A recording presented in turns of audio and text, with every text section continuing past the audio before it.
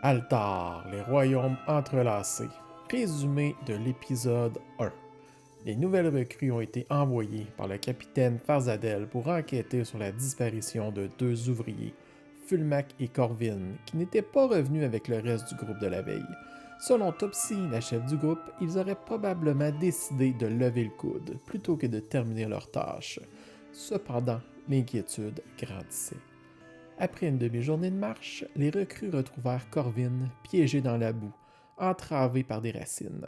Son état était étrange. Il semblait avoir halluciné après avoir léché une grenouille qui lui aurait, selon ses propres mots, ouvert l'esprit.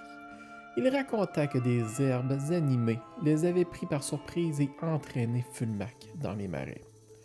Guidé par des traces, le groupe s'aventura dans les marais et découvrit Fulmac emprisonné dans un cocon, entouré de petites araignées et ivre d'avoir siphonné son sang.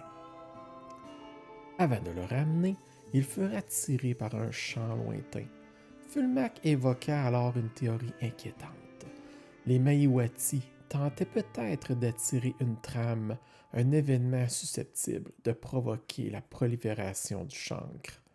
Sur place, ils tombèrent sur une jeune Myrni en pleine cérémonie, entonnant son chant des trames.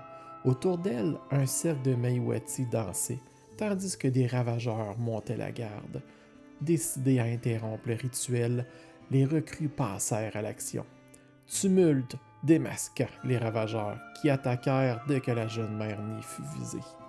Le combat fut rude, surtout pour Alarion, sérieusement malmené par les redoutables chiens freux. Cependant, le groupe triompha et mit fin au rituel en terrassant la jeune Myrni. À sa mort, les Mahiwati et les ravageurs se dispersèrent, abandonnant le lieu.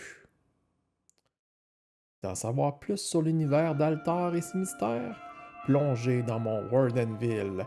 Vous y découvrirez une foule d'informations sur ce monde, des cartes en passant par des créatures étranges et des personnages marquants. Bonne exploration!